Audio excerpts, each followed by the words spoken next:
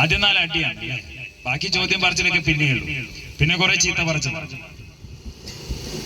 സത്യം ചോദിക്കാലോ, നമ്മുടെ കുട്ടിയുടെ കയ്യിൽ നിന്ന് ഒരു ലഹരി വസ്തു കിട്ടിയതിന്റെ പേരിൽ അവരെ ശിക്ഷിക്കുമ്പോൾ, അവരെ ശാസിക്കുമ്പോൾ, നമ്മുടെ നാട്ടില് ഇങ്ങനെ മയക്കുമരുന്ന് പെരുകുന്നതിന്റെ പേരിൽ എക്സൈസിനെയും പോലീസിനെയും നിയമത്തെയും സർക്കാരുകളെയും ഒക്കെ കുറ്റപ്പെടുത്തുമ്പോൾ ഇവിടെയുള്ള മുതിർന്ന ആളുകളാണ് എന്റെ ചോദ്യം.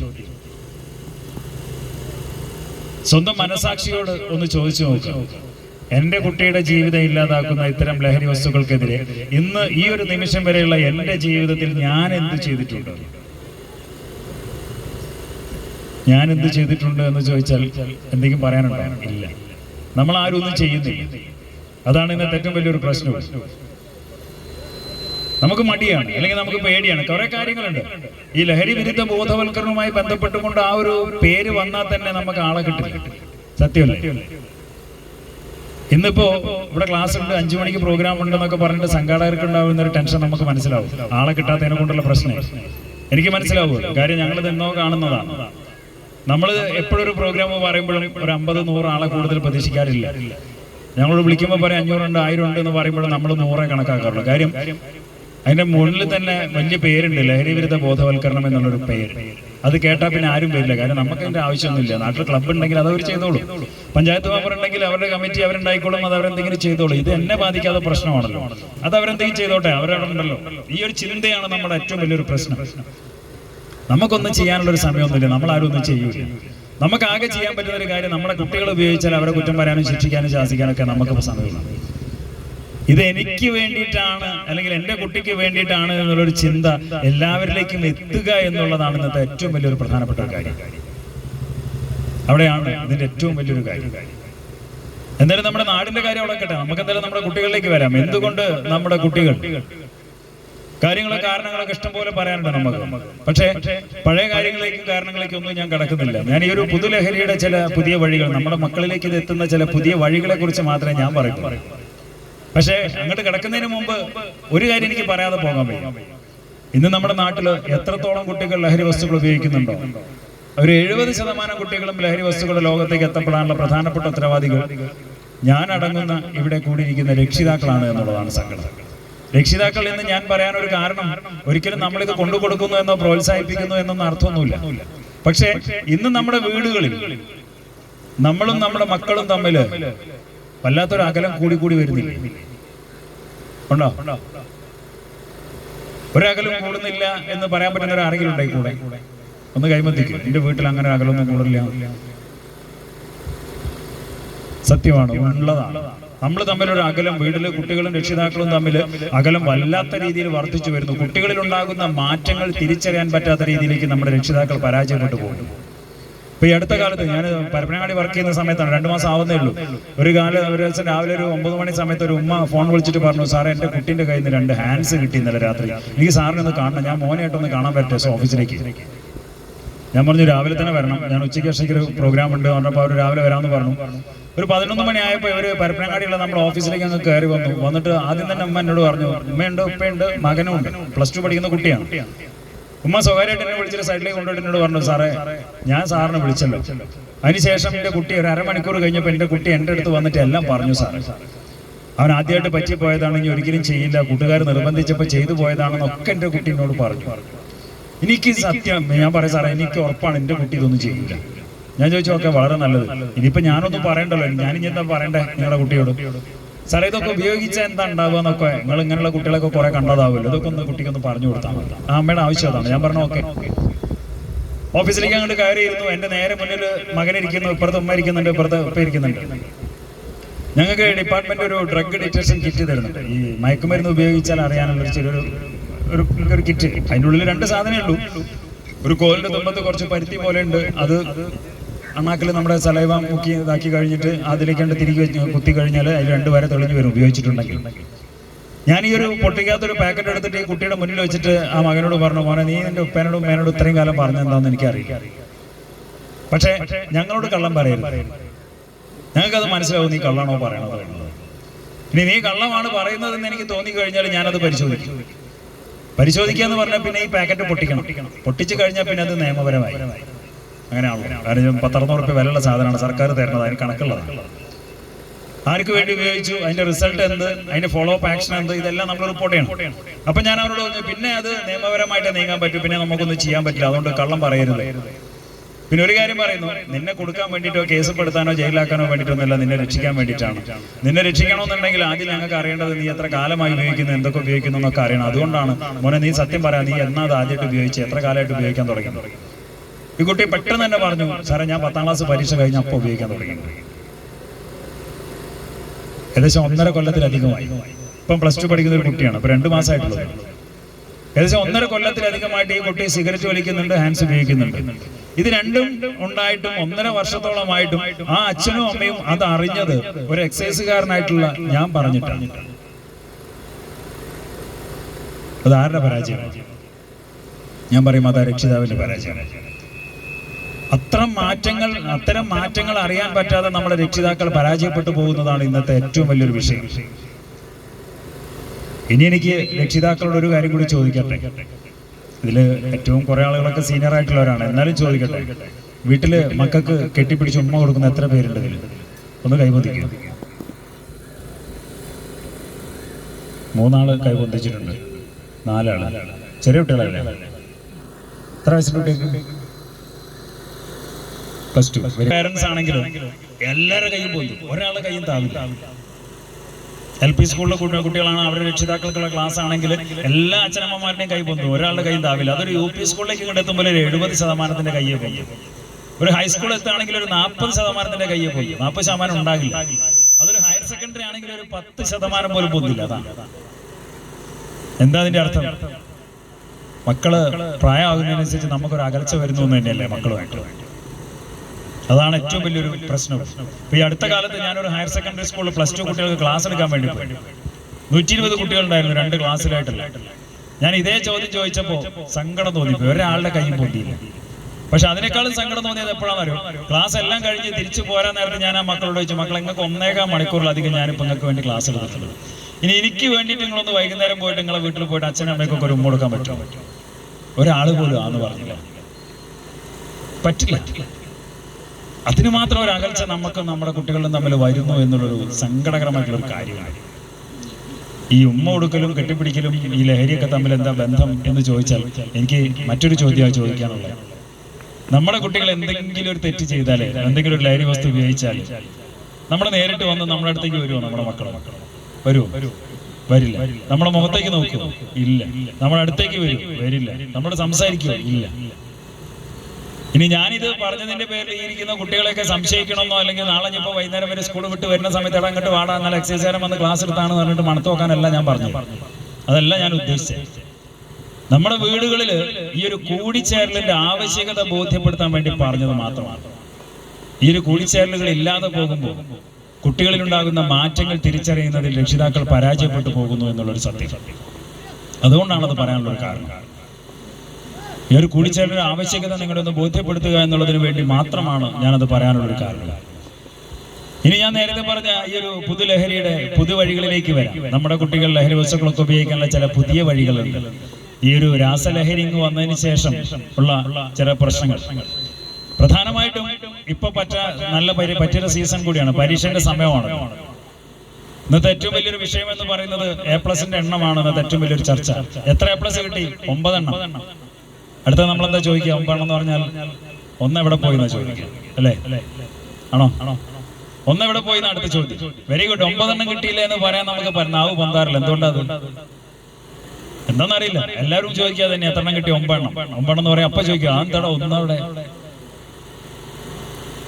ഈ ചോദിക്കുന്ന ആളുകളൊക്കെ പണ്ട് ഇങ്ങനെ ഫുള്ള് മാർക്കൊക്കെ വാങ്ങി ഫുൾ A+ നേടി ചാടി പോകുന്നവരാണ്. പക്ഷെ നമ്മുടെ മക്കൾക്ക് അറിയാം, ആ പണ്ട് 210 മാർക്ക് നേടി ചാടി പോകുന്ന ആളാണ് നമ്മളോട് ചോദിക്കണേന്നുള്ളത്.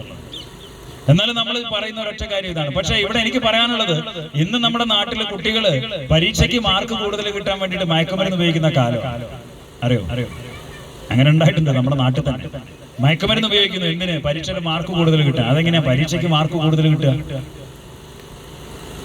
കാര്യം ഈ മയക്കുമരുന്നൊക്കെ കൊണ്ട് നടക്കുന്ന ആളുകളൊക്കെ പുതിയ പുതിയ രീതികൾ പരീക്ഷിച്ചുകൊണ്ടിരിക്കുന്ന ഒരു സമയമാണ്. അതുകൊണ്ട് തന്നെ മക്കളോട് പറയും, എടാ ഉറക്കൊഴിഞ്ഞ് പഠിക്കണമെങ്കിൽ ഈ മരുന്ന് ഉപയോഗിച്ചാൽ മതി എന്ന് പറഞ്ഞ് മരുന്ന് എന്ന രീതിയിൽ നമ്മുടെ മക്കൾക്ക് മയക്കുമരുന്ന് കൊടുക്കുന്നു. ഉറക്കൊഴിഞ്ഞ് പഠിക്കണമെങ്കിൽ ഇത് ഉപയോഗിച്ചാൽ മതി. പഠിക്കണ മുഴുവൻ ഓർമ്മയിൽ നിൽക്കണമെങ്കിൽ ബുദ്ധിശക്തിക്ക് വേണമെങ്കിൽ ഈ മരുന്ന് ഉപയോഗിച്ചാൽ മതി എന്ന് പറഞ്ഞ് നമ്മളെ കുട്ടികൾക്ക് മരുന്ന് കൊടുക്കാൻ ആളുണ്ട്. ഇനി അതുമല്ല, ടെൻഷൻ ഇല്ലാതാക്കണമെങ്കിൽ എടാ ഈ മരുന്ന് കുടിച്ചാൽ മതി എന്ന് ആലോചിച്ചു. ഏതൊക്കെ രീതിയിലാണ് നമ്മുടെ മക്കളിലേക്ക് ലഹരി വസ്തുക്കൾ എത്തുന്നത്? ഈ ഇരിക്കുന്ന കുട്ടികളോട് എനിക്ക് പറയാനുള്ളത്, പഠിക്കാനാണെങ്കിലും മറ്റെന്ത് കാര്യത്തിനാണെങ്കിലും നിങ്ങൾ പഠിച്ചെങ്കിൽ മാത്രമേ നിങ്ങൾക്ക് മാർക്ക് കിട്ടൂ. മരുന്ന് കുടിച്ചിട്ട് ബുദ്ധിശക്തി വർദ്ധിപ്പിക്കാനും ഓർമ്മശക്തി വർദ്ധിപ്പിക്കാനും ഇന്നത്തെ കാലത്ത് നടക്കില്ല. അത് മാത്രമല്ല, പനിയാണ്, ജലദോഷമാണ്, തലവേദനയാണ് എന്നൊക്കെ പറയുമ്പോൾ നമ്മുടെ കൂട്ടുകാരൊക്കെ എന്തെങ്കിലും മരുന്ന് കാര്യങ്ങളൊക്കെ കൊണ്ടുതരുമ്പോൾ എനിക്കിത് വേണ്ട എന്ന് പറയാനുള്ള ഒരു മനക്കെട്ടും കൂടി വേണമെന്നുള്ളതാണ് സത്യം. കാര്യം അങ്ങനെയും നമ്മുടെ കുട്ടികളിലേക്ക് ഇത് എത്തുന്നു. ആരെ വിശ്വസിക്കണം ആരെ വിശ്വസിക്കരുത് എന്ന് പോലും പറയാൻ പറ്റാത്തൊരു കാലം. ഇപ്പൊ ഇവിടെ നിന്ന് ഈ ഒരു സംസാരിക്കുന്ന സമയത്ത് പോലും എനിക്ക് ഏറെ ഇഷ്ടമുള്ള ഒരു കാര്യം, ഇതൊരു ഫുട്ബോൾ ഗ്രൗണ്ട് ആണെന്നുള്ളത്. അന്നും ഇന്നും എന്റെ ഒരു ലഹരിയാണ് ഫുട്ബോൾ, പറയാതെ വയ്യ. എപ്പോഴും എന്റെ വീട്ടിൽ എന്റെ ബൂട്ട് എന്റെ കവറിൽ റെഡിയാണ്. വൈകുന്നേരം നേരത്തെ എത്തുകയാണെങ്കിൽ പോകാൻ വേണ്ടിയിട്ട്, പക്ഷെ പോകാൻ പറ്റാറില്ല, അത് വേറെ കാര്യം. പക്ഷേ നമ്മുടെ കുട്ടികൾക്ക് ക്ലാസ്സുകൾ എടുക്കുന്ന സമയത്ത് പാട്ടും നൃത്തവും സംഗീതവും ക്രിക്കറ്റും ഫുട്ബോളും ഒക്കെ അതിന്റെയൊക്കെ ലഹരിയെ കുറിച്ചൊക്കെ, അത്രയും നല്ല നല്ല ലഹരികളെ കുറിച്ചൊക്കെ കുട്ടികൾക്ക് ക്ലാസ് എടുക്കാറുണ്ട്. പക്ഷെ എനിക്ക് ഈ ഗ്രൗണ്ടിൽ വെച്ചിട്ട് പറയാതെ പോകാൻ വയ്യാലോ. ഒരിക്കല് കഴിഞ്ഞ വെക്കേഷൻ അങ്ങോട്ട് കഴിഞ്ഞ് സ്കൂൾ ഓപ്പൺ ആയ സമയത്താണ് ഒരു ക്ലബ്ബിൽ നിന്ന് വിളിച്ചിട്ട് പറഞ്ഞു, സാറേ ഞങ്ങൾ ഇവിടെ ഒരു കോച്ചിങ് ക്യാമ്പ് നടത്തുന്നുണ്ട്. അപ്പോൾ കുട്ടികൾക്ക് SLC +2 വിജയികൾക്കുള്ള അനുമോദനവും കുട്ടികൾക്കുള്ള ഒരു കോച്ചിങ് ക്യാമ്പിലുള്ള കുട്ടികൾക്കുള്ള ഒരു ക്ലാസ്സും ഒക്കെ കൂടി സാറൊന്ന് വരണം എന്ന് പറഞ്ഞു. ഞാൻ ചെന്നു, ക്ലാസ് ഒക്കെ എടുത്ത് രാത്രി 7 മണി സമയത്ത് ഒരു ടർഫിൽ വെച്ചിട്ടായിരുന്നു ക്ലാസ്. ഒരു 7 മണിക്ക് ക്ലാസ് ഒക്കെ തുടങ്ങി ഒരു 8-8:30 ആകുമ്പോഴത്തേക്കും പരിപാടിയൊക്കെ തീർന്നു. ഞാൻ തിരിച്ചിങ്ങോട്ട് പോരുമ്പോൾ അന്ന് ക്ലാസ് എടുക്കുന്ന സമയത്ത് ഫുട്ബോളിന്റെ ലഹരിയെ കുറിച്ചും ആ ഒരു 4 വരേൻ്റെ ഉള്ളിലേക്ക് കണ്ട് ഇറങ്ങിക്കഴിഞ്ഞാൽ പിന്നെ നമുക്കെല്ലാം മറക്കാം. അങ്ങനെയുള്ള കാര്യങ്ങളൊക്കെ കുട്ടികൾക്കൊക്കെ പറഞ്ഞു കൊടുത്ത് ഇങ്ങോട്ട് പുറത്തേക്ക് ഇറങ്ങി ബൈക്കിലേക്ക് ഇങ്ങോട്ട് കയറുമ്പോൾ ഒരുത്തം വന്നിട്ട് ബാക്കിൽ വന്നിട്ട് എന്നെ തോണ്ടി, സാർ എനിക്കൊരു കാര്യം പറയാം. ഞാൻ നേരെ പുറത്തേക്ക് ഇങ്ങോട്ട് ഇറങ്ങി. അപ്പൊ തന്നെ എന്താണെന്ന് ചോദിച്ചു അവനോട്, സാറേ ക്ലാസ് നല്ല ക്ലാസ് ആയിരുന്നു സാർ, ആദ്യം ഒന്ന് സൂചിപ്പിച്ചു, ബാക്കി പിന്നെ പറഞ്ഞത്, സാറേ സാറ് പറഞ്ഞ ഒരു കാര്യത്തിനോട് ചെറിയൊരു വിയോജിപ്പുണ്ട് സാറേ. ഞാൻ ചോദിച്ചു അതെന്താണ്? സാറേ സാറ് ഫുട്ബോളിന്റെ ലഹരിനെ പറ്റി പറഞ്ഞില്ല. ഞാൻ പറഞ്ഞു. പക്ഷെ സാറേ ഫുട്ബോൾ ഒറ്റ കാരണം കൊണ്ട് മയക്കുമരുന്നിന് അടിമയായിട്ടുള്ള ഒരു ഫ്രണ്ട് എനിക്കുണ്ട് സാറേ. സത്യം പറയട്ടെ, ഞാൻ ഞെട്ടി. ഞാൻ ആദ്യമായിട്ട് അങ്ങനെ ഒരു വാർത്ത കേട്ടെ. ഞാൻ ചോദിച്ചു അതെന്താ ഉദ്ദേശിച്ചത്, എന്താ കാര്യം അങ്ങനെ? സാറേ എനിക്കൊരു ഫ്രണ്ട് ഉണ്ട് സാറേ, നല്ല കളിക്കാരനാണ്, ഫോർവേഡാണ്, എല്ലാ ടീമും അവനെ കളിക്കാൻ വിളിക്കും, ഇഷ്ടംപോലെ കളി. 7ന്റെ സീസൺ കൊണ്ട് തുടങ്ങി കഴിഞ്ഞാൽ പിന്നെ അവൻ വേറെ പണിക്കൊന്നും പോയില്ല. ഞാൻ ചോദിച്ചു എന്നാലും എന്താണ് പ്രശ്നം, എന്താണ്? സാറേ ഒരു 7 കളി കഴിഞ്ഞ്, ഇന്നത്തെ 7s എന്താന്ന് നിങ്ങൾക്ക് അറിയാലോ, നല്ല അക്രമവും കാര്യങ്ങളൊക്കെ, അടിപിടി നായാട്ട് എന്ന് പറഞ്ഞ കാര്യമാണല്ലോ, നല്ല ശാരീരിക കാര്യങ്ങളാണ്. 1 മണിക്കൂർ കളി കഴിഞ്ഞാൽ പിന്നെ നമുക്ക് ജീവൻ ഉണ്ടാവില്ല അന്നത്തെ വൈകുന്നേരം കഴിഞ്ഞാൽ. ഒരു ദിവസം വൈകുന്നേരം ഒരു 7s കളി കഴിഞ്ഞ് ഇരിക്കുന്ന സമയത്താണ് വേറൊരു ടീം വന്നിട്ട് ഇവനെ വിളിക്കാൻ വന്നു. രാത്രിയുടെ ഒരു കളിയുണ്ട്, ടർഫിലാണ്, രാത്രിയാണ്, എന്തായാലും വരണം, വലിയ ക്യാഷ് പ്രൈസ് ഒക്കെ ഉണ്ട്, എന്തായാലും വരണം. അവൻ പറഞ്ഞു എനിക്ക് വയ്യ. അല്ല എന്തായാലും വരണം, വയ്യായിട്ടാണ്, തീരെ വയ്യ. എടുത്ത വഴിക്ക് ഇവരെ പറഞ്ഞു 6000 രൂപ ഒറ്റ കളിക്ക് ഓഫർ. അവൻ പറഞ്ഞു എന്ത് തന്നിട്ടും കാര്യമില്ല, എന്നോട് കളിക്കാൻ പറ്റാത്തതുകൊണ്ടാണ്. കാരണം അത് ക്യാഷ് പ്രൈസ് ഒക്കെ നല്ല അതിലുണ്ട്. ഇത് കഴിഞ്ഞ് ഇന്ന് ജയിക്കുകയാണെങ്കിൽ ഫൈനലിലേക്ക് എത്തുകയാണെങ്കിൽ ഇതിനേക്കാളും പൈസ കിട്ടും എന്നൊക്കെ പറഞ്ഞപ്പോഴും അവൻ പറഞ്ഞു എനിക്ക് വയ്യാണ്ടാണ്. എടുത്ത വഴിക്ക് വന്നവർ ചോദിച്ചു എന്താ എന്റെ പ്രശ്നം, എന്തുകൊണ്ടാണ് ഈ വരില്ല എന്ന് പറയണേ? എനിക്ക് തീരെ വയ്യ, എന്നൊരു കളി കഴിഞ്ഞിരിക്കുകയാണ്, അതിന്റെ ക്ഷീണമുണ്ട്, നല്ല കളി എന്ന് എന്തായാലും വല്ലാത്ത കളിയായിരുന്നു, അതുകൊണ്ട് തന്നെ നല്ല ക്ഷീണമുണ്ട് എന്ന് പറഞ്ഞപ്പോൾ വന്ന ആളുകൾ പറഞ്ഞു എനിക്ക് എന്താ ക്ഷീണം മാറ്റാനുള്ള മരുന്ന് കിട്ടിയാൽ പോരെ. അതെന്ത് മരുന്ന്? എനർജി ബൂസ്റ്റർ, എനർജി ഉണ്ടാക്കാനുള്ള സാധനമാണ്. എന്താ ഏതാണെന്നൊന്നും ചോദിച്ചില്ല, എന്ത് മരുന്നാവുന്നു, മരുന്നിന്റെ പേരൊന്നും അറിയണ്ടാവുന്നില്ല. ഇത് കുടിച്ചാൽ മതിയുടെ നല്ല എനർജി ഉണ്ടാവും, എനിക്ക് ഒരു കളി ഇനി എത്ര നേരം വേണമെങ്കിൽ എനിക്ക് കളിക്കാമെന്നൊക്കെ പറഞ്ഞപ്പോൾ അപ്പൊ അവരുടെ നിർബന്ധവും കാര്യങ്ങളെല്ലാം കൂടി ആയപ്പോൾ ഇവനത് വാങ്ങി കുടിച്ചു നോക്കി. അത് കുടിച്ചു കഴിഞ്ഞപ്പോൾ പിന്നെ ഇവന് 1 കളിയില്ല, 4 കളിയില്ല, വേണമെങ്കിൽ 5 കളിയും കളിക്കാം. കൊടുത്തത് മയക്കുമരുന്നാണ് എന്ന്. ഈ ഒരു സമയത്ത് നമ്മൾ ആലോചിക്കേണ്ട ഒരു കാര്യമുണ്ട്, ഇന്ന് എന്താണോ എന്റെ ആവശ്യം അതങ്ങ് നടന്നു കാണുക എന്നുള്ളത് മാത്രമാണ് ഇന്നത്തെ നമ്മുടെ മക്കളുടെ ഒരു കാര്യം. നാളെ ഇതുകൊണ്ട് എനിക്കെന്ത് വരും, എനിക്കെന്ത് സംഭവിക്കും എന്നുള്ളൊരു ചിന്ത നമ്മുടെ കുട്ടികൾക്ക് പലപ്പോഴും ഇല്ലാതെ പോകുന്നു. രാവ് മുഴുവൻ ഉറക്കൊഴിഞ്ഞ് പണിയെടുക്കണമെങ്കിൽ, എന്തെങ്കിലും വർക്ക് എടുക്കണമെങ്കിൽ, ഇനി അത് മാത്രമല്ല നമ്മളെ കൊണ്ട് നമുക്ക് ശാരീരികമായി പറ്റാത്ത കാര്യങ്ങൾ നമുക്ക് ചെയ്യണമെങ്കിൽ ഇതൊക്കെ ഉപയോഗിച്ചാൽ മതി എന്നൊക്കെ പറഞ്ഞ് നമ്മുടെ മക്കളിലേക്ക് ഇങ്ങനെയുള്ള മയക്കുമരുന്നുകളൊക്കെ എത്തുന്നു എന്നുള്ളൊരു കാര്യം. അവിടെയാണ് നമ്മൾ ഈ ഒരു വിഷയം പറയുന്നത്. നമ്മുടെ കുട്ടികളിലേക്ക് ഇത് എത്തുന്നൊരു കാര്യം. പിന്നെ ഉള്ളത്, നേരത്തെ നമ്മൾ ഇതിന്റെ സിന്തറ്റിക് ഡ്രഗ്സ് വന്നതിന് ശേഷമുള്ള ഒരു പ്രശ്നങ്ങൾ പറയുമ്പോൾ ഇന്ന് ഏറ്റവും വലിയൊരു പ്രശ്നം ലൈംഗിക ഉത്തേജനത്തിന് വേണ്ടി മയക്കുമരുന്ന് ഉപയോഗിക്കുന്നവരുടെ എണ്ണം നമ്മുടെ നാട്ടിൻപുറങ്ങളിൽ പോലും അതിഭീകരമായിട്ട് വർദ്ധിച്ചു വരുന്നു. ലൈംഗിക ഉത്തേജനത്തിന് എന്ന് പറയുമ്പോൾ ഈ അടുത്ത കാലത്ത് ഞാൻ തന്നെ കണ്ടിട്ടുണ്ട് കുറെ പേര് കല്യാണ പ്രായത്തിലേക്ക് എത്തുന്ന കുട്ടികൾക്കൊക്കെ ഒരു തെറ്റിദ്ധാരണ ഉണ്ട്, എന്നെ കൊണ്ട് എന്റെ ഭാര്യനെ ഭർത്താവിനെ അല്ലെങ്കിൽ തൃപ്തിപ്പെടുത്താൻ പറ്റില്ല, അവരാരുടെയും കൂടെ പോകും. അതിനെന്താ വേണ്ട? ഉത്തേജനം. അതിനെന്താ വേണ്ട? മയക്കുമരുന്ന്. അപ്പോഴും ഇന്നത്തെ ആവശ്യം എന്താണെന്ന് മാത്രമേ നമുക്ക് കുട്ടികൾക്ക് ചിന്ത വരുന്നു എന്നുള്ളതാണ് കാര്യം. അപ്പൊ നമ്മൾ ഈ ഒരു പുതുലഹരിയുടെ ചില പുതിയ വഴികളെ കുറിച്ചാണ് ഇപ്പൊ പറഞ്ഞെങ്കിൽ എനിക്കിന്ന് പഴയ 2 വഴികളും കൂടി പറയേണ്ട, അതുപോലത്തെ കുട്ടികളുടെ കൂടെ പ്രത്യേകിച്ച്. എനിക്കറിയാം ഇതിൽ അത്യാവശ്യം മുതിർന്ന ആളുകളോടൊക്കെ ചോദിക്കുകയാണ്, നിങ്ങളുടെ ജീവിതത്തിൽ ഏറ്റവും വലിയ ശക്തി എന്താണെന്ന് ചോദിച്ചാൽ അത് എന്നോട് ചോദിച്ചാലും ഞാൻ ഒരു ഒറ്റ കാര്യം പറയും, എന്റെ സൗഹൃദങ്ങളാണ് എന്റെ ശക്തി, എന്റെ സുഹൃത്തുക്കളാണ് എന്റെ ശക്തി എന്നൊരു സംശയമില്ലാണ്ട് ഞാൻ പറയും. ഇതിൽ പലർക്കും അങ്ങനെ തന്നെയാണ്, മുതിർന്ന ആളുകൾക്കൊക്കെ അങ്ങനെ തന്നെയാവും പറയാണ്ടാവും. പക്ഷെ അങ്ങനെയുള്ള ഞാന് ഇന്ന് സ്കൂളുകളിലും കോളേജുകളിലും നടന്ന് നമ്മുടെ മക്കളോട് പറയുന്ന ഒരു കാര്യമുണ്ട്. ഇപ്പൊ ഇവിടെയുള്ള കുട്ടികളോടും എനിക്ക് അത് തന്നെ പറയാനുള്ളത്, നിങ്ങൾ നിങ്ങളുടെ കൂട്ടുകാരെ ശ്രദ്ധിക്കണമെന്നുള്ളതാണ്. സത്യം പറയട്ടെ, അങ്ങനെ പറയിപ്പിക്കുന്നത് എന്റെ അനുഭവങ്ങളാണ്. പറയാൻ ആഗ്രഹം ഉണ്ടായിട്ടൊന്നുമില്ല, പക്ഷെ അങ്ങനെ പറയിപ്പിക്കുന്നത് എന്റെ അനുഭവങ്ങളാണ്. അങ്ങനെ പറയേണ്ടി വരുന്നത് ഞങ്ങളുടെ ഗതികളാണ്. +2 പഠിക്കുന്ന 2 പെൺകുട്ടികളുടെ ബാഗിന്റെ ഉള്ളിൽ 8 പാക്കറ്റ് ഹാൻഡ്സ് പിടിച്ചു. നിങ്ങളിത് ഉപയോഗിക്കാറുണ്ടോ? ഇല്ല സാർ. ഇത് നിങ്ങൾ വാങ്ങിയതാണോ? അല്ല സാർ. ഇത് പിന്നെ ആരതാ? അവരുടെ തന്നെ ക്ലാസ്സിലുള്ള 3 ആൺകുട്ടികളെ പേര് പറഞ്ഞു, സാർ അത് ഇന്ന ആൾക്കാരതാ സാർ. നിങ്ങൾ എന്തായാലും ഇത് ഉപയോഗിക്കുന്നില്ല, നിങ്ങൾക്ക് എന്തായാലും ഇത് വേണ്ട, പിന്നെ ഇത് എന്തിനാ വാങ്ങി ബാഗിൽ വെച്ചതെന്ന് ചോദിച്ചപ്പോ ആ 2 പെൺകുട്ടികളും ഒരേ സ്വരത്തിൽ പറഞ്ഞൊരു കാര്യമുണ്ട്, സാർ അത് പിന്നെ അവർ ഞങ്ങളുടെ ഫ്രണ്ട്സ് ആണ് സാർ. അപ്പൊ പിന്നെ ധൈര്യമായിട്ട് ചോദിക്കാലോ, ആരാണ് ഫ്രണ്ട്, എന്താണ് സൗഹൃദം? രക്ഷിതാക്കൾ അറിയാതെ, ടീച്ചേഴ്സ് അറിയാതെ എങ്ങനെയുള്ള ലഹരി വസ്തുക്കളൊക്കെ കൊണ്ടുതരും. സാറ് ഓന്റെ ചങ്കാണ് സാർ, ഓളിന്റെ ബെസ്റ്റിയാണ് സാർ. സത്യം, വാക്കുകളൊക്കെ കാലത്തിനനുസരിച്ച് മാറി വരുന്നുണ്ട് എന്നുള്ളത് സത്യമാണ്. പക്ഷെ എന്ത് ചങ്കാണെങ്കിലും ബെസ്റ്റ് ആണെങ്കിലും സുഹൃത്താണെങ്കിലും ഫ്രണ്ട് ആണെങ്കിലും ഇതിനൊക്കെ ആത്യന്തികമായിട്ടൊരു ഒറ്റ അർത്ഥമേ ഉള്ളൂ, നമുക്ക് നല്ലത് വരണമെന്ന് ആഗ്രഹിക്കുന്ന ഒരാൾ. അങ്ങനെ ഒരാളാണോ നമ്മുടെ സുഹൃത്ത് എന്നുള്ളതാണ് ആലോചിക്കേണ്ടത്.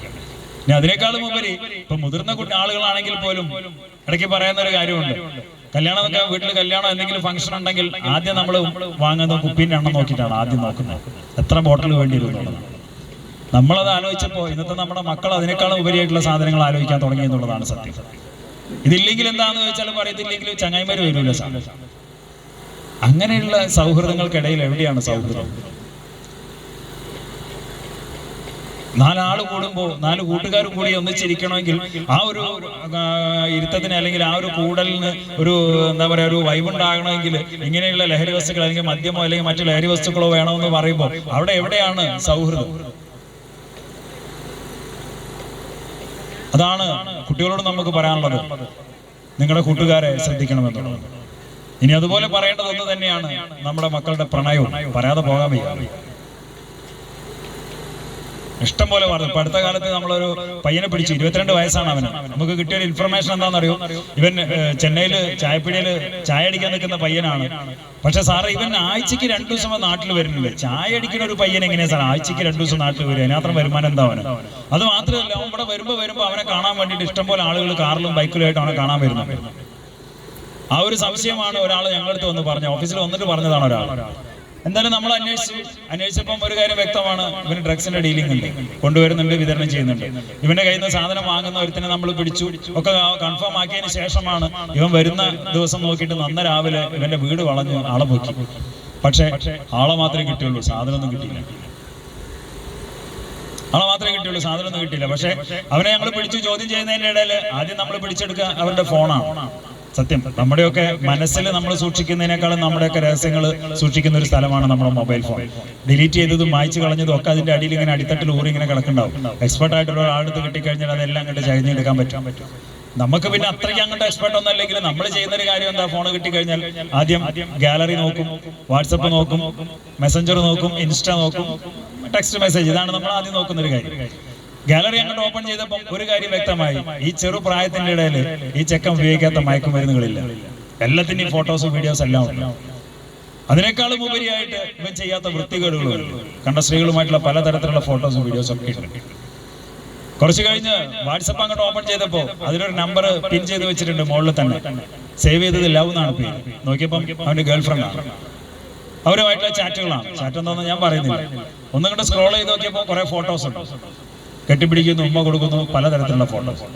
സത്യം പറയാലോ, ഇന്ന് ഏതെങ്കിലും ഒരു പയ്യനെ, ഒരു യുവാവായിട്ടൊരാളെ നമ്മൾ മയക്കുമരുന്നായിട്ട് പിടിച്ചു കഴിഞ്ഞാൽ ഒട്ടുമിക്ക ആളുകളുടെ ഫോണിൽ ഉണ്ടാകാറുണ്ട് ഏതെങ്കിലും സുന്ദരികളായിട്ടുള്ള കുട്ടികളുടെ ഫോട്ടോസ്. തമാശയ്ക്കാണെങ്കിലും ഞങ്ങൾ തമ്മിൽ പറയാറുണ്ട് ഇടയ്ക്ക്, നല്ല ചക്കന്മാർക്ക് ഇപ്പോൾ പിള്ളേരെ കിട്ടാനില്ല. തമാശ പറയുന്നതാണെങ്കിലും മനസ്സ് കൊണ്ടിട്ടാണ് പറയുന്നത്. കാര്യം എന്താണെന്ന് വെച്ചാൽ ഇടയിൽ ഒരാൾ വിളിച്ചിട്ട് പറഞ്ഞു, ഒരു അച്ഛൻ വിളിച്ചിട്ട് പറഞ്ഞു, സാറേ എൻ്റെ മോക്കൊരു അഫയർ ഉണ്ട്.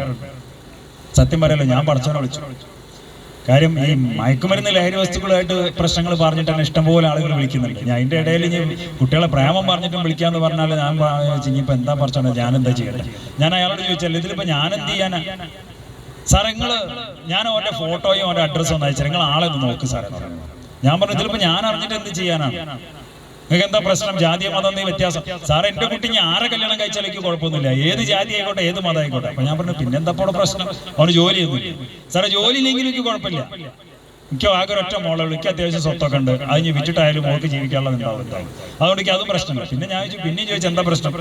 സാറേ ഞാൻ നിങ്ങളെ വാട്സപ്പ് ചെയ്തിട്ട് നിങ്ങളതൊന്ന് നോക്കി സാറേ, ഞങ്ങളെ നാളെ വിളിക്കാം, ആളെ പറ്റുന്നുണ്ട് എന്ന് അന്വേഷിച്ചാൽ മതി സാറേ എന്ന് പറഞ്ഞു. അത് പറഞ്ഞുകൊണ്ട് അയാൾ ഫോൺ അങ്ങ് കട്ടി. ഞാൻ നേരെ വാട്സപ്പ് ഓപ്പൺ ആക്കിയപ്പോൾ അതിലൊരു ഫോട്ടോ വന്നിട്ടുണ്ട്. നോക്കിയപ്പോൾ ആളെവിടെയോ കണ്ടിക്കണല്ലോ, ഒന്ന് ക്ലിക്കായി. അഡ്രസ്സ് നോക്കിയപ്പോൾ കൺഫേം ഞാൻ തന്നെ പിടിച്ചതാണ്, കഞ്ചാവായിട്ട് എടുത്തന്നെ ഒരു പ്രാവശ്യം. ഞാൻ അപ്പം തന്നെ ഓഫീസിലേക്ക് വിളിച്ചു, ഇന്നയാളുടെ പേരും പറഞ്ഞു കൊടുത്തു, അഡ്രസ്സും പറഞ്ഞു കൊടുത്തു, ഇന്നയാളുടെ പേരിൽ എത്ര കേസ് ഉണ്ട് നോക്കാൻ പറഞ്ഞു. കമ്പ്യൂട്ടറിൽ നോക്കിയപ്പോൾ പറഞ്ഞു നമ്മുടെ ഓഫീസിൽ തന്നെ ഉണ്ട് സാറേ 3 കേസ്. ഞാൻ അതിനേക്കാളൊരു ഇതുണ്ട്, പോലീസിൽ 2 കേസിൽ അവൻ റിമാൻഡൊക്കെ കടന്നിട്ടുണ്ട്. അത് കഴിഞ്ഞ ദിവസം പോലീസ് നമ്മളെ അടുത്ത് വന്നിരുന്നു ഇവനെപ്പറ്റി അന്വേഷിക്കാൻ വേണ്ടിയിട്ട് എന്ന് പറഞ്ഞു. ഞാൻ അപ്പം തന്നെ പോലീസ് സ്റ്റേഷനിലേക്ക് വിളിച്ചിട്ട് ഇവന്റെ കാര്യം പറഞ്ഞപ്പോൾ അവർ അവിടെ നിന്നുള്ള 2 ക്രൈമിന്റെ പേര് നമ്പറൊക്കെ പറഞ്ഞു തന്നു. പിറ്റേ ദിവസം രാവിലെ ഞാൻ ഈ അച്ഛനെ വീണ്ടും വിളിച്ചു. അപ്പൊ അച്ഛനെ വിളിച്ചപ്പോൾ തന്നെ അച്ഛൻ കണ്ട് ഫോൺ എടുത്തിനോട് പറഞ്ഞു, സാറിന് ആളെ മനസ്സിലായില്ല? ഞാൻ പറഞ്ഞാൽ മനസ്സിലായി സാറേ, എനിക്ക് ഒരൊറ്റ ആവശ്യമുള്ളൂ, നിങ്ങൾക്ക് ഒരൊറ്റ സഹായം ചെയ്യണം. ഞാൻ ചോദിച്ചാൽ എന്താണ്? നിങ്ങളൊന്ന് വീട്ടിൽ വന്നിട്ട് നിങ്ങൾക്ക് അറിഞ്ഞ കാര്യങ്ങൾ എൻ്റെ കുട്ടീനോടൊന്ന് പറഞ്ഞു. ഒരു മകൾ ഒരു അച്ഛൻ്റെ ന്യായമായ ആവശ്യമാണ്, അതുകൊണ്ട് തന്നെ ഞാൻ പറഞ്ഞു ഞാൻ വരാം. വൈകുന്നേരം കളപ്പോൾ പണി കഴിഞ്ഞെത്തുക. അയ്യോ സാറേ ഞാൻ കുറച്ച് ദൂരെയാണ് പണി, രാത്രി 7 മണിക്കെങ്കിലും എത്താൻ. നമുക്ക് ഞായറാഴ്ച വന്നോ സാറേ? ഒരു ചൊവ്വാഴ്ച ആയിട്ടുള്ളൂ. അപ്പം ഈ 4-5 ദിവസം കഴിയണല്ലോ. 4-5 ദിവസം എന്ന് പറഞ്ഞാൽ ഇക്കാര്യത്തിലൊക്കെ ഭയങ്കര നീളമാണ്. അതുകൊണ്ട് തന്നെ ഞാൻ പറഞ്ഞു വേണ്ട കുഴപ്പമില്ല, ഞാൻ രാത്രി വരാം. രാത്രി ഒരു 7-7:30 മണിക്ക് ഞാൻ ഈ വീട്ടിൽ കയറി ചെല്ലുമ്പോൾ എൻ്റെ കയ്യിൽ ഞങ്ങളുടെ ഓഫീസിലെ ക്രൈം രജിസ്റ്റർ ഉണ്ട്, കേസിന്റെ ഡീറ്റെയിൽ ഒക്കെ എഴുതണേ. അതിന്റെ ഫോട്ടോസ്റ്റാറ്റൊക്കെ എടുത്ത് ഈ കേസിന്റെ ഡീറ്റെയിലും പോലീസ് സ്റ്റേഷനിലുള്ള കേസിന്റെ ഡീറ്റെയിലും ഒക്കെ എടുത്തിട്ട് ഈ കുട്ടിക്ക് നമ്മൾ പറഞ്ഞിട്ട് വിശ്വാസമായില്ലെങ്കിലും വെച്ചിട്ട് ഇതൊക്കെ കാണിച്ചു കൊടുക്കാൻ വേണ്ടി ഫോട്ടോസ്റ്റാറ്റൊക്കെ എടുത്തിട്ടാ ചെല്ലണേ. കയറി ചെന്ന് ഈ മോളോട്ട്, ഒറ്റ മോളാണ്, അവളുമായിട്ട് കുറെ നേരം സംസാരിച്ച് കാര്യങ്ങളൊക്കെ പറഞ്ഞതൊക്കെ ആക്കി ഒരു 1/2 മണിക്കൂറാണ്ട് കഴിഞ്ഞിട്ട് പെൺകുട്ടി എന്നോട് മുഖത്തേക്ക് ചോദിച്ചെന്താ, ഇതൊക്കെ എത്ര വലിയ കാര്യമാക്കണ്ട സാർ, ഇതൊക്കെ എല്ലായിടത്തും ഉണ്ടായിരുന്നു. എന്താ നമ്മൾ പറയാ? എനിക്കൊന്നേ പറയാനുള്ളൂ, സൗഹൃദമാണെങ്കിലും പ്രണയമാണെങ്കിലും ഞങ്ങളൊന്നിനെതിരൊന്നുമല്ല, ഒക്കെ നല്ലതാണ്. പക്ഷേ നമ്മുടെ കൂട്ടുകാരൻ അല്ലെങ്കിൽ കൂട്ടുകാരി ഏത് തരക്കാരനാണ് ഏത് തരക്കാരിയാണ് എന്ന് മനസ്സിലാക്കിയില്ലെങ്കിൽ നഷ്ടപ്പെടുന്നത് നമുക്ക് മാത്രമാണ് എന്ന് മനസ്സിലുണ്ടാകുക. അതോടൊപ്പം തന്നെ അനുഭവിക്കേണ്ടി വരുന്നത് നമ്മളും നമ്മുടെ രക്ഷിതാക്കളുമാണ് എന്നുള്ളൊരു സത്യം കൂടി മനസ്സിലാക്കുക. ഏറ്റവും കൂടുതൽ അനുഭവിക്കേണ്ടി വരുന്നത് രക്ഷിതാക്കളാണല്ലോ. ഉപയോഗിക്കുന്ന ആളുകൾ അവർ മാത്രമാണ് അനുഭവിക്കേണ്ടതെങ്കിൽ എന്തെങ്കിലും ആവട്ടെ എന്ന് വിചാരിക്കും. അവരവരുടെ ജീവിതം തുളയ്ക്കാണല്ലോ എന്ന് വിചാരിച്ച് നമുക്കൊന്നും മാറിക്കണം. ഇത് അതുമല്ല. പക്ഷെ എന്തൊക്കെ പറഞ്ഞാലും ഒരു കാര്യം ഞാൻ പറയാതെ പോകാൻ വയ്യ. ഇഷ്ടംപോലെ രക്ഷിതാക്കൾ വിളിക്കാറുണ്ട് നമ്മളെ, മക്കളുടെ പരാക്രമങ്ങൾ പറഞ്ഞു ഇഷ്ടംപോലെ. ഇപ്പൊ നിങ്ങളൊക്കെ നിങ്ങളെ സംബന്ധിച്ചിടത്തോളം പേപ്പറിൽ വരുന്ന അല്ലെങ്കിൽ ടി വിയിൽ കാണുന്ന വാർത്തകൾ മാത്രമേ നിങ്ങളിലേക്ക് എത്തുന്നുള്ളൂ. ഞങ്ങളിലേക്ക് എത്തുന്നത് അതിനേക്കാൾ എത്രയോ ഇരട്ടിയാണ്. ഞങ്ങളിലേക്ക് എത്താതെ പോകുന്നത് അതിനേക്കാളും ഇരട്ടിയാണ്. ഒരു കാര്യം സത്യമാണ്, മക്കളുടെ പരാക്രമങ്ങൾ, മയക്കുമരുന്ന് ഉപയോഗിച്ചുകൊണ്ടുള്ള പരാക്രമങ്ങളുള്ള വീടുകളിലുള്ള രക്ഷിതാക്കൾ, അച്ഛനും അമ്മയും ഒന്നിച്ച് എന്താ പറയാ, പോലീസ് സ്റ്റേഷനിലും എക്സൈസ് ഓഫീസിലും വന്ന് പരാതി പറയാൻ തുടങ്ങിയാൽ സത്യം നമ്മുടെ ജയിലുകളൊന്നും തികയില്ല. കാര്യം എല്ലാ അമ്മമാരും മക്കളുടെ പ്രശ്നങ്ങൾ പറഞ്ഞുകൊണ്ട് ഞങ്ങളെ വിളിക്കുമ്പോൾ ഏറ്റവും അവസാനം മക്കൾ കാട്ടിക്കൊണ്ടുന്ന പരാക്രമങ്ങളൊക്കെ പറഞ്ഞു കഴിഞ്ഞ് ഏറ്റവും അവസാനം ഞങ്ങളോട് പറയുന്ന ഒരു വാക്കുണ്ട്, സാറങ്ങളുടെ കുട്ടീനൊന്നും ചെയ്തിട്ടോ സാറേ എന്ന് പറയാം. എന്ത് പരാക്രമം ഉണ്ടെങ്കിലും ഏറ്റവും അവസാനം എല്ലാ അമ്മമാരും നമ്മളോട് പറയുന്നതാണ്, നിങ്ങളെന്റെ കുട്ടീനൊന്നും ചെയ്തിട്ടോ സാറേ. ഈ അടുത്ത് ഒരമ്മ വിളിച്ചിട്ട് പറഞ്ഞു, സാറേ മകൻ ഭയങ്കര പ്രശ്നമാണ് സാറേ, ഭയങ്കര കരച്ചിൽ, എന്തൊക്കെ പറഞ്ഞിട്ട് കരച്ചിൽ നിൽക്കുന്നില്ല. ഞാൻ ചോദിച്ചു എന്താണ് പ്രശ്നം, അക്രമമുണ്ടോ? സാറേ എന്നെ ശാരീരികമായിട്ട് ആക്രമിക്കൊന്നുമില്ല സാറേ, ഇപ്പൊ ഭയങ്കര ഭീഷണിയാണ് സാറേ, പൈസയൊക്കെ വാങ്ങിക്കൊണ്ടുപോകുന്നു, ഇന്നലെ രാത്രിയും കൊണ്ടുപോയി സാറേ 2000 രൂപ. ഞാൻ ചോദിച്ചു നിങ്ങൾ എന്തിനാ കൊടുക്കണേ, എന്ത് ഭീഷണിപ്പെടുത്താനും കൊടുക്കാതിരുന്നാ പോരെ. ആ അമ്മ ഒരൊറ്റ കുട്ടി കരച്ചില്ല. ഞാൻ വീണ്ടും ചോദിച്ചു എന്താ പ്രശ്നം?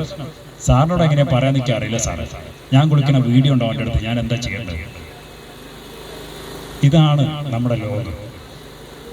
സ്വന്തം അച്ഛനെയും അമ്മയെയും സഹോദരിയെയും പോലും തിരിച്ചറിയാൻ പറ്റാത്തൊരവസ്ഥയിലേക്ക് നമ്മുടെ മക്കളെ കൊണ്ടുചെന്നെത്തിക്കുന്ന മയക്കുമരുന്നുകളുടെ ഒരു കാലം. എന്തു ചെയ്യണം എന്നുള്ളതാണ് അതിന് ഏറ്റവും വലിയൊരു കാര്യം. ഞാൻ നേരത്തെ നിങ്ങളോട് ഒരു ചോദ്യം ചോദിച്ചു. ലഹരി വസ്തുക്കൾ ഉപയോഗിച്ചു നമ്മുടെ കുട്ടികൾ ലഹരി വസ്തുക്കൾ ഉപയോഗിച്ച എന്ന് അറിഞ്ഞാൽ നിങ്ങൾ എന്തൊക്കെ ചെയ്യുന്നുള്ളൂ. ഞാൻ ഒരിക്കൽ കൂടി അതേ ചോദ്യം ആവർത്തിക്കുന്നു. നമ്മുടെ കുട്ടികൾ ലഹരി വസ്തുക്കൾ ഉപയോഗിക്കുന്നു എന്ന് അറിഞ്ഞു കഴിഞ്ഞാൽ നിങ്ങൾ എന്തൊക്കെ ചെയ്യും? അടിക്കും ചീത്ത പറയുമെന്ന് പറഞ്ഞിട്ട് നമ്മളവിടെ നിർത്തിയതാണ്. ഞാൻ ഈ ഒരു ചോദ്യം ചോദിക്കാനുള്ള ഒരു കാര്യം എന്ത് ചെയ്യണം എന്ന് പറയാൻ വേണ്ടി തന്നെയാണ്. ഞാൻ ഒരിക്കൽ കൂടി ചോദിക്കുന്നു, നമ്മുടെ കുട്ടികൾ ലഹരി വസ്തുക്കൾ ഉപയോഗിക്കുന്നു എന്ന് അറിഞ്ഞാൽ നിങ്ങൾ എന്തൊക്കെ ചെയ്യും? അടിക്കും ചീത്ത പറയും, പിന്നെ എന്താ ചെയ്യാം? എന്ത് ചെയ്യും? പറഞ്ഞ് മനസ്സിലാക്കി കൊടുക്കും.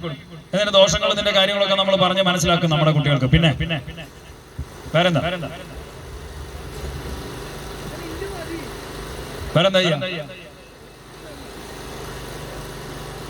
ഇതല്ലാണ്ട് വേറെ എന്തൊക്കെ ചെയ്യും നമ്മള്?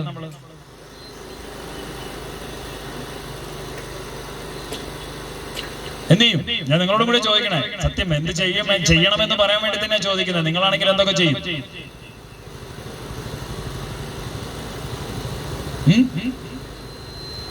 എവിടുന്ന് കിട്ടിയെന്ന് ചോദിക്കും അല്ലെ? സത്യമാണ്. എവിടുന്ന് കിട്ടിയെന്ന് അറിഞ്ഞു കഴിഞ്ഞാൽ ചിലപ്പോൾ പോലീസിലോ എക്സൈസിലോ ഒക്കെ അറിയിക്കും. സത്യം. പിന്നെയോ വേറെ എന്ത് ചെയ്യും? ഈ പറഞ്ഞൊന്നും അല്ലാതെ വേറെ എന്തെങ്കിലും ചെയ്യും ആരെങ്കിലും? ഒന്നുമില്ല. പറയാഞ്ഞിട്ടാണോ അല്ലെങ്കിൽ ഇല്ലാഞ്ഞിട്ടാണോ? എന്തായാലും പോട്ടെ. ഞാൻ വിചാരിക്കുന്നത് ഇല്ലാഞ്ഞിട്ടാണെന്ന് ഞാൻ വിചാരിക്കാം. എന്തായാലും ഒരു സത്യമുണ്ട്. ഒരു കുട്ടി ലഹരി വസ്തു ഉപയോഗിച്ചു എന്ന് അറിഞ്ഞാൽ ഒരു രക്ഷിതാവ് എന്ത് ചെയ്യണം അത് ആരും ചെയ്യുന്നു. എന്തു ചെയ്യരുതോ അതെല്ലാവരും ചെയ്യുന്നു. അതാണ് ഇന്നത്തെ ഏറ്റവും വലിയൊരു ശാപം. ഞാനത് പറയാനുള്ളൊരു കാരണം, ഒന്ന്, ഈ ലഹരി വസ്തുക്കളുടെ ലോകത്തേക്ക് അങ്ങോട്ട് എത്തിപ്പെടുക എന്ന് പറഞ്ഞാൽ എളുപ്പമുള്ളൊരു കാര്യം. പക്ഷെ ഇതില് ലോകാരോഗ്യ സംഘടന പോലും ഡിക്ലെയർ ചെയ്തിട്ടുള്ള ഒരു കാര്യമുണ്ട്. ലഹരിക്ക് അടിമപ്പെടുക എന്ന് പറഞ്ഞാൽ അതൊരു അസുഖമാണ്. അസുഖത്തിന് എന്താ വേണ്ടേ? ചികിത്സയാണ്. അതെങ്ങനെയാ കൊടുക്കണ്ടേ? സ്നേഹത്തോടെ ചേർത്ത് നിർത്തി നൽകേണ്ട ഒരു സാധനമാണ് ഈ ചികിത്സ എന്ന് പറയുന്നത്. ഇതൊരു അസുഖമായി കാണാനുള്ളൊരു മനസ്സ് നമുക്ക് ഇല്ലാത്തത് കൊണ്ടാണ് നമ്മൾ ആദ്യം ആ കുട്ടിക്ക് 4 അടിയാണ് അടിക്കുന്നത്. ഈ അടിച്ചു കഴിഞ്ഞാൽ പിന്നെ എന്താ ഉണ്ടാവുക?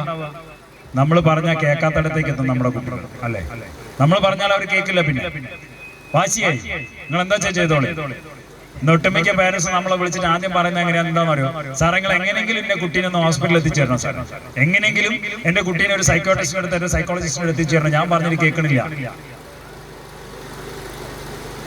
അവര് പറഞ്ഞിട്ട് കേൾക്കാത്തടത്ത് ഞങ്ങൾ ഈ കാട്ടി കുട്ടികളെ പേടിപ്പിച്ചിട്ട് ഹോസ്പിറ്റലിലേക്ക് എത്തിച്ചു കൊടുക്കണം. കാര്യം എന്താ? തുടക്കത്തിൽ തന്നെ ഈ ഒരു പ്രശ്നമാണ്. ഈ 4 അടിക്കറ ഇതൊരു അസുഖമായിട്ടാണ് കാണുന്നതെങ്കിൽ എന്താണ്ടാവുക? നമ്മളവനെ കൂടുതൽ ചേർത്ത് നിർത്തിക്കൊണ്ട്, ഇപ്പൊ നമ്മുടെ മക്കൾക്ക് ഓർമ്മയുണ്ടല്ലോ, പനിയൊക്കെ വന്നു കഴിഞ്ഞാൽ നമ്മൾ എന്ത് ചെയ്യും? രാത്രി അവന്റെ കൂടെയാവും കിടത്തം, അങ്ങനെയുള്ള കാര്യങ്ങളൊക്കെ ഉണ്ട്. ഇതൊന്നും നമ്മുടെ മനസ്സിലേക്ക് വരാതെ പോകുന്നു എന്നുള്ളതാണ് കാര്യം. ചേർത്ത് നിർത്തിക്കൊണ്ട് അതിന്റെ ദോഷങ്ങളും പറഞ്ഞു കൊടുത്തുകൊണ്ട് അവന് വേണ്ട ചികിത്സയ്ക്കുള്ള കാര്യങ്ങൾ ചെയ്യാം. അതിനെന്താ വേണ്ടേ?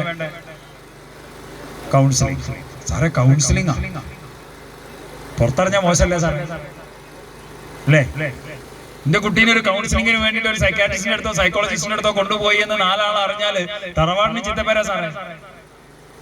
എല്ലാരും പറയുന്ന ഒരു കാര്യം, തറവാടിന് ചീത്തപ്പേരാ. എന്റെ കുട്ടി നാളെ ഇങ്ങനെ പുറത്തിറങ്ങി നടക്കുക, ഞങ്ങളെങ്ങനെ പുറത്തിറങ്ങി നടക്കുക? എല്ലാരും ചോദിക്കാറുള്ള ഒരു കാര്യം. ചീത്തപ്പേര് വെച്ചിട്ട് അവിടെ നടക്കും. സത്യം പറയാലോ, തുടക്കത്തിലാണെങ്കിൽ ഒരു 4 or 5 കൗൺസിലിംഗിൽ തീരേണ്ട ഒരു അസുഖം അത് ആ സമയത്ത് ചെയ്യില്ല.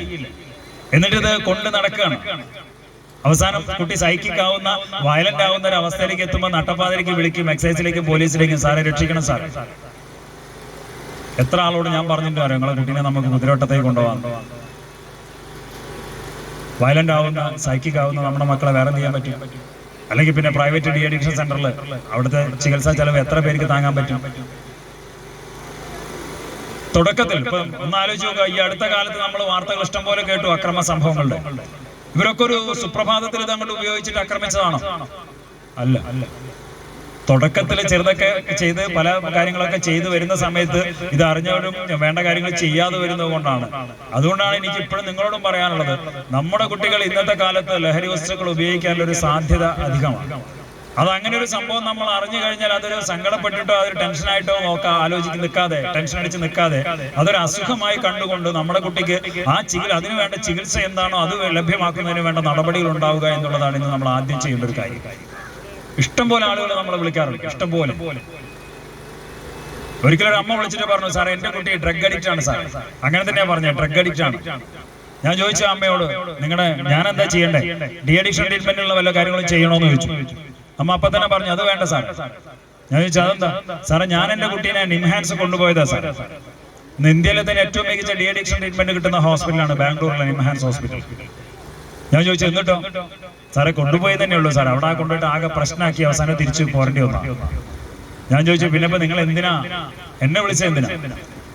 സാറേ ഞാൻ വിളിച്ചെന്താ വെച്ചാലേ ഇവൻ ഈ സാധനം കൊടുക്കുന്നത് ഓന്റെ ഒരു ഫ്രണ്ടാണ്, നാളെ വരുന്നുണ്ട്, നിങ്ങൾ ഓനൊന്ന് പിടിക്കാൻ സഹായിക്കും. അതാണ് അമ്മയുടെ ചോദ്യം. ഞാൻ പറഞ്ഞു തീർച്ചയായും, കാര്യം ഞങ്ങളുടെ പണി അതാണല്ലോ. ഞാൻ അപ്പൊ തന്നെ അവരോട് ചോദിച്ചു, അല്ല ഇത് കൊടുക്കുന്നത് ഫ്രണ്ടാണെന്നും അവരാണ് നാളെ വരുന്നതെന്നൊക്കെ നിങ്ങൾക്ക് എങ്ങനെയാ മനസ്സിലായത്? സാറേ അത് എന്റെ ഒരു സംശയം മാത്രമാണ് സാർ. എന്റെ ഒരു ഫ്രണ്ടിന് ഞങ്ങൾക്ക് സംശയമുണ്ട്, അവനാണോ നാളെ വരുന്നതെന്ന് എനിക്ക് ഉറപ്പൊന്നുമില്ല. പക്ഷെ ഒരു കാര്യം സത്യമാണ്, നാളെ ആരോ വരുന്നുണ്ട്. അതെങ്ങനെ? അല്ല സാർ, അത് ഇന്ന് രാവിലെ എന്റെ കുട്ടി ഫോണിൽ കൂടെ ആരോടോ പറയുന്നത് കിട്ടും, ഈ രാവിലെ സാധനം ഇട്ട് വാ, ഞാൻ പൈസ റെഡിയാക്കി വെക്കാം. ഇത് കേട്ടതിന്റെ പേരിലാണ് ഈ അമ്മ എന്നെ വിളിച്ചത്. എന്തായാലും പിറ്റേ ദിവസം രാവിലെ ഞങ്ങളൊരു 9 മണിയോടുകൂടി ഇവരുടെ വീടിന്റെ അവിടേക്ക് റോഡ് തിരിയുന്ന ജംഗ്ഷന്റെ ഉള്ളിലേക്കാണ്ട് കയറി. അവിടെ ഞങ്ങളൊരു 4 പേര്, യൂണിഫോമിലൊന്നുമില്ല, മഫ്റ്റിയിലാണ്, കളിമുണ്ടും ടീഷർട്ടൊക്കെയാണ് വേഷം. യൂണിഫോം ഇട്ട് പോയ കേസ് ഇട്ടു. കളിമുണ്ടും ടീഷർട്ടൊക്കെയാണ് വേഷം. നേരെ അവിടെ ചെന്നു. 9 മണിക്ക് നിൽക്കാൻ തുടങ്ങിയതാണ്. ഇൻസ്പെക്ടറും 12 ജീവനക്കാരും യൂണിഫോമിൽ കുറെ അപ്പുറത്ത് ജീപ്പിൽ മാറി നിന്നു. ഒരു 11 മണി സമയത്ത് ഈ പയ്യൻ ഒരു സ്കൂട്ടറിൽ ഇങ്ങനെ വരുന്നത് കണ്ടപ്പോ ഈ അമ്മയുടെ ഒരു ബ്രദർ നമ്മുടെ കൂടെ ഉണ്ട്, ആളെ കാണിച്ചു തരാൻ വേണ്ടിട്ട്. അവൻ പാഞ്ഞു വന്നിട്ട് പറഞ്ഞു, സാറേ അതാണ് സാറേ ആള്, അതാണ് സാറേ ആള്. ഇത് പറയാനിടയില്ല, അവൻ ഓടിപ്പോയി. സ്വന്തം പെങ്ങളുടെ മകന് മയക്കുമരുന്നായിട്ട് വരുന്ന ആളെ പിടിക്കാൻ നിൽക്കുന്ന ഞങ്ങളുടെ കൂടെ നിൽക്കാൻ അവന് പേടിയാണ്. എന്താവട്ടെ, അത് നമ്മളെ ബാധിക്കുന്ന പ്രശ്നമല്ല. എന്തായാലും സ്കൂട്ടർ വന്ന് ഇവരുടെ റോഡിലേക്ക് കണ്ട് തിരിഞ്ഞപ്പോ ഞാനൊന്ന് കൈ കാട്ടി സ്കൂട്ടർ. അവന് സംശയമൊന്നും തോന്നിയില്ല, എന്റെ അടുത്ത് തന്നെ വന്ന് വണ്ടി നിർത്തിയപ്പോ തന്നെ ഞാൻ അതിന്റെ ഹാൻഡിൽ പിടിച്ച് ഇങ്ങനെ സംസാരിക്കുന്നതിന് ബ്രേക്ക് ഒന്നും കൂട്ടി അമർത്തി പിടിച്ചുകൊണ്ടാണ് സംസാരിച്ചത്. അമർത്തി പിടിച്ചുകൊണ്ട് തന്നെ ഞാൻ പറഞ്ഞു, ഞാൻ എക്സൈസ് ആണ്, എന്റെ വണ്ടി ഒന്ന് പരിശോധിക്കും. ഇത് കേട്ടപാടെ ഇവൻ വണ്ടി എടുക്കാൻ നോക്കിയാൽ കിട്ടുന്നില്ല. പിന്നെ നിവൃത്തിയില്ല, അവനെ ഇറങ്ങി ഓടിയപ്പോ ഞാൻ സ്കൂട്ടർ പിടിച്ച് അവിടെ നിന്നു. എന്റെ കൂടെ ഉണ്ടായിരുന്ന ആളുകൾ പിന്നെ പിന്നാലെ ഓടി. അപ്പൊ ഓപ്പോസിറ്റ് സൈഡിൽ നിന്ന് 2 ചെറുപ്പക്കാർ വരുന്നുണ്ടായിരുന്നു. ഞങ്ങൾ വിളിച്ചു പറഞ്ഞു, ഞങ്ങൾ എക്സൈസ് എന്നാണ്, അവനെ ബ്ലോക്ക് ചെയ്യാൻ വേണ്ടി പറഞ്ഞപ്പോൾ സത്യം അവർ ബ്ലോക്ക് ചെയ്തിട്ട് അവർ ഞങ്ങളുടെ കൂടെ ഉണ്ടായിരുന്നു അവസാനം വരെ. പലപ്പോഴും ഞങ്ങൾക്ക് കേസിന് സാക്ഷിയായിട്ട് ഒപ്പിടാനൊന്നും ആരും കിട്ടാറില്ല. പേടിയാണ്, കോടതിയിലേക്ക് വരേണ്ടി വരും, അതുകൊണ്ട് പറ്റില്ല സാറേ, ഒരു ദിവസം മെനക്കെടാൻ വയ്യ എന്നുള്ളതാണ് നമ്മളോട് പലരും പറയാറ്. പക്ഷെ അവരന്ന് ഞങ്ങളോട് ഫുൾ ടൈം ഉണ്ടായിരുന്നു. അവനെ അപ്പൊ തന്നെ നമ്മുടെ കൂടെ ഉള്ളവർ ചെന്ന് പിടിച്ചു. ഇൻസ്പെക്ടറൊക്കെ വന്നു ഇവനെ പരിശോധിച്ചപ്പോ ഇവന്റെ സ്കൂട്ടറിന്റെ സീറ്റിന്റെ അടിയിൽ നിന്ന് 130ഓളം മയക്കുമരുന്ന് ഗുളികകൾ കിട്ടും. ഒരു അസുഖത്തിനുള്ള ചികിത്സയ്ക്ക് ഉപയോഗിക്കുന്ന മരുന്ന്, മയക്കുമരുന്നായിട്ട് ഉപയോഗിക്കുന്ന ഒരു ഗുളികയാണ്. കൂടാതെ ഇവന്റെ പാന്റിന്റെ പോക്കറ്റിന്റെ ഉള്ളിൽ ഒരു പേഴ്സിന്റെ ഉള്ളിലായിട്ട് 5 പൊതി മറ്റൊരു മയക്കുമരുന്ന്. കൂടുതലായിട്ട് അവനെ ചോദ്യം ചെയ്തപ്പോ ഇത് ആർക്കുള്ളതെന്ന് ചോദിച്ചപ്പോ നേരത്തെ ഞങ്ങളെ വിളിച്ച അമ്മയുടെ മകന്റെ അതേ പേര് ഈ പയ്യനും പറഞ്ഞു, സാർ അത് ഇന്നാക്കില്ല. കേസിന്റെ കുറെ പ്രൊസീജിയർ ഉണ്ടല്ലോ, മാസ്റ്റർ എഴുതലും മറ്റുള്ള ഡോക്യുമെന്റ്സ് പ്രിപ്പറേഷൻ എല്ലാം കഴിഞ്ഞപ്പോഴേക്കും 3 മണി ആകാനായി. തിരിച്ചു പോരാൻ നേരത്ത് ഞാൻ സാറിനോട് ചോദിച്ചു, സാറേ നമുക്ക് ആ വീട്ടിലൊന്ന് പോയി വരും. സാറ് പറഞ്ഞു, എല്ലാവരും കൂടി പോണത് മോശമാണ്, ഞാൻ യൂണിഫോമിലല്ലേ, നീ വേണേ പോയിട്ട് വാ പറഞ്ഞിട്ടുണ്ട്. നാട്ടുകാർ അറിഞ്ഞാൽ പലതും ചോദിക്കാനുണ്ടാവും, നീ പോയിട്ട് വാ. എനിക്കാണെങ്കിൽ എന്റെ വേഷം കള്ളിമുണ്ടോ ടീഷർട്ട്, ആ ഒരു വേഷത്തിൽ അങ്ങോട്ട് പോകാൻ എനിക്ക് ധൈര്യമില്ല, സത്യം പേടിയാണ്. എന്തൊക്കെ പറഞ്ഞാലും ഒരു ക്ലാസ് എടുക്കാൻ പോകാനാണെങ്കിലും അല്ല ഒരു കേസ് എടുക്കാൻ പോകാനാണെങ്കിലും ഈ നട്ടപ്പാതിരിക്ക് പുറത്തിറങ്ങി നടക്കാനാണെങ്കിൽ പോലും ഈ ഒരു യൂണിഫോം ഇട്ടും കൊണ്ട് നടക്കുമ്പോൾ കിട്ടുന്ന ഒരു ധൈര്യം ഉണ്ടല്ലോ, അത് നിങ്ങൾക്ക് പറഞ്ഞാൽ മനസ്സിലാവില്ല, അതിനുള്ളിൽ കയറിയാലും സത്യം. അതുകൊണ്ട് തന്നെ ഞാൻ എന്റെ കൂടെയുള്ള എന്റെ ജൂനിയർ ആയിട്ടുള്ള ഒരു സഹപ്രവർത്തകൻ, ജീപ്പിലുണ്ടായിരുന്ന യൂണിഫോമിലുണ്ടായിരുന്ന ഒരു സഹപ്രവർത്തകനും കൂടെ കൂട്ടിയിട്ടാണ് ഞങ്ങൾ ആ വീട്ടിലേക്ക് കയറി ചെന്നത്. വലിയ വീടാണ്, നല്ല പൈസക്കാരാണ്, അതുകൊണ്ടാണ് അവർ ബാംഗ്ലൂരൊക്കെ ട്രീറ്റ്മെന്റിന് കൊണ്ടുപോയത്. സിറ്റ് ഔട്ട് എന്ന് പറഞ്ഞാൽ നല്ല വീതിയുള്ള സിറ്റ് ഔട്ടാണ്, ഫ്രണ്ട് ഓപ്പൺ ആയിട്ടുള്ള സിറ്റ് ഔട്ട്. 2 സൈഡിലും ചാരുപടികളുണ്ട്. എന്റെ വലത്തെ സൈഡിലുള്ള ചാരുപടിയിൽ ഒരു പയ്യൻ തലയും താത്തിരിക്കുന്നുണ്ട്, മുട്ടുംകാലം ഇങ്ങനെ കുറിപ്പിച്ച് വെച്ചിട്ട് നമ്മൾ തല മുട്ടുംകാലം ഇങ്ങനെ വെച്ച് ഇങ്ങനെ കവിന്നിങ്ങനെ ഇരിക്കില്ലേ, അങ്ങനെ ഇരിക്കുന്നുണ്ട്. കയ്യൊക്കെ ഉള്ളിലേക്ക് ഇട്ടിട്ട് ഇങ്ങനെ ഇരിക്കുന്നുണ്ട്, തലയെ കളക്കുന്നുണ്ട്. അപ്പൊ എനിക്ക് മനസ്സിലായി ഉറങ്ങല്ല. ഞാൻ മുറ്റത്ത് അവിടെ വന്നിട്ട് ഉറക്കം വിളിച്ചു വെച്ചു, ഇന്നാളുടെ വീട് തന്നെ, അവന്റെ പേര് പറഞ്ഞുകൊണ്ടാ ചോദിച്ചത്. മൈൻഡ് ചെയ്യുന്നില്ല. ഒരു 3-4 പ്രാവശ്യം വിളിച്ചിട്ടും ഇവൻ നമ്മളെ മൈൻഡ് ചെയ്യുന്നില്ല എന്ന് കണ്ടപ്പോ നമുക്കും ദേഷ്യം വന്നു. വേഗം കയറി ചെന്നു. എടാ നിന്നോടല്ലേ ചോദിച്ചെന്ന് പറഞ്ഞാൽ കയറി ചെല്ലണം. കൊലയിലേക്കുള്ള 2 സ്റ്റെപ്പ് അങ്ങ് കയറിയതേ ഉള്ളൂ. അപ്പോഴേക്കും ഇവൻ തലയൊക്കെ പൊന്തിച്ചു, കൈയൊക്കെ കൊണ്ട് പുറത്തേക്ക് എടുത്തു. സത്യം പറയാലോ, അങ്ങോട്ട് പോയതിനേക്കാളും സ്പീഡിൽ ഞാൻ ചാടി ഓടി. പേടിച്ചിട്ടാണ് സത്യം. കാര്യം കൈ പുറത്തേക്ക് എടുത്തപ്പോഴാണ് കാരണം ഇവന്റെ വലത്തെ കയ്യിലൊരു കത്തിയാണ്. ഇടത്തെ കയ്യിലൊക്കെ നല്ല ചോരയുണ്ട്. കത്തിയും ചോരയായിട്ട് നിൽക്കുന്ന ഒരുത്തന്റെ അടുത്ത് പോയിട്ട് എടാ ഞാൻ എക്സൈസുകാരനാ, കത്തി താഴെ ഇടാന്ന് പറഞ്ഞിട്ട് കാര്യമില്ല. ഒന്നാമത് ഡ്രഗ്സും കൂടി അടിച്ചു നിൽക്കുന്ന സമയമാണെങ്കിൽ നമ്മുടെ പള്ളക്ക് കത്തി കയറി. അതുകൊണ്ട് ആദ്യം നമ്മുടെ ലൈഫ് ഒന്ന് സേഫ് ആക്കണല്ലോ. ഓടിപ്പോന്നൊന്നുമല്ല, പക്ഷെ ജസ്റ്റ് ഒന്ന് സേഫ് ആയിട്ടുള്ള ഡിസ്റ്റൻസ് ഇടാൻ വേണ്ടി തിരിഞ്ഞ് ഓടിയതാണ്. നേരെ പാതി മുറ്റത്ത് അവിടെ വീണ്ടും നിന്നു. തിരിഞ്ഞ് വീട്ടിനുള്ളിലേക്ക് ഉറക്കം വിളിച്ചു വെച്ച് ഇവിടെ ആരെങ്കിലും ഉണ്ടോ? വീട്ടിനുള്ളിൽ എന്തൊക്കെ ഒച്ച കേൾക്കുന്നുണ്ടെന്നല്ലാണ്, പുറത്തേക്ക് ആരും കാണുന്നില്ല. അപ്പൊ ഈ പയ്യൻ ചാടി താഴേക്ക് ഇങ്ങോട്ട് ഇറങ്ങി. ശാലുപടി ഇറങ്ങുമ്പോഴാണ് ഞാൻ നോക്കണേ, ഇപ്പൊ ഒറ്റക്കാലാണ് നിൽക്കുന്നത്. ഇടത്തേക്കാലം ഇങ്ങനെ പൊന്തിച്ചിട്ട് ഇങ്ങനെ കൊക്കിയിട്ടാണ് നിൽക്കുന്നത്. ഇറങ്ങിയ ഉടനെ തന്നെ അവൻ കയ്യിലുണ്ടായിരുന്ന കത്തി വലിച്ചെറിഞ്ഞു. കത്തി എറിഞ്ഞപ്പോ പിന്നെ നമുക്കും ധൈര്യമായി, വേറെ ആയുധമൊന്നും ഇല്ലല്ലോ. ഞങ്ങൾ വേഗം അവന്റെ അടുത്തേക്കാണ് ചെന്നു. പക്ഷെ ഞാൻ അവിടെ എത്തുന്നതിന് മുമ്പ് തന്നെ ഇവൻ വീട്ടിനുള്ളിലേക്ക് പാഞ്ഞു കയറി പോയിട്ടുണ്ട്. പോകുന്ന വഴിക്ക് പോലീസിനെ കുറെ തെറി പറഞ്ഞിട്ടാണ് കയറിപ്പോയത്. പറഞ്ഞത് മുഴുവൻ പോലീസിനെ. കാര്യം എന്താ വെച്ചാൽ യൂണിഫോം കണ്ടപ്പോൾ നമ്മൾ പോലീസാണെന്ന് അവൻ കരുതി, ഞങ്ങൾ എക്സൈസ് ആണെന്ന് അവൻ അറിയില്ല. പക്ക തെറിയാ പറഞ്ഞു. സത്യം പറയാം, എനിക്ക് പാതിയെ മനസ്സിലാക്കി. പക്ഷെ ഒന്നുണ്ട്, എനിക്ക് ഇഷ്ടപ്പെട്ടു. തെറി എനിക്ക് ഇഷ്ടപ്പെട്ടു എന്ന് പറയാൻ ഒരൊറ്റ കാരണമേ ഉള്ളൂ, അത്ര സ്റ്റൈലിൻ ഇംഗ്ലീഷിലാണ് പറഞ്ഞത്. വല്ല ഫോറിനേഴ്സ് കുട്ടികളൊക്കെ യൂസ് ചെയ്യുന്നൊരു സ്ലാങ്ങിൽ നമ്മളെ നാട്ടിൻപുറത്തൊരു പയ്യനും കിടന്ന് ഇംഗ്ലീഷ് പറയുന്നത് കേൾക്കുമ്പോൾ സത്യം നമുക്ക് പറ്റാത്തൊരു കാര്യം ചെയ്യുന്നത് കാണുമ്പോൾ നമുക്കൊരു അസൂയ വരികയുള്ളൂ. ഞാനും വിചാരിച്ചു ഞെട്ടിപ്പോയി ഇവന്റെ ഇംഗ്ലീഷ് കളിച്ചു. ഇത് കേട്ട് ഇങ്ങോട്ട് തിരിയുമ്പോഴാണ് എന്റെ ബാക്കിൽ ഒരു പയ്യൻ നിൽക്കുന്നുണ്ട്, സ്കൂൾ യൂണിഫോമിലാണ്. ഞാൻ ചോദിച്ചു നീ ഏതാണ്? സാറേ ഇതിന്റെ വീടാണ് സാറേ. അപ്പൊ പോയത് അതിന്റെ ചേട്ടനാ സാറേ. എടാ അവന്റെ കാലിനെന്താ പറ്റിയ?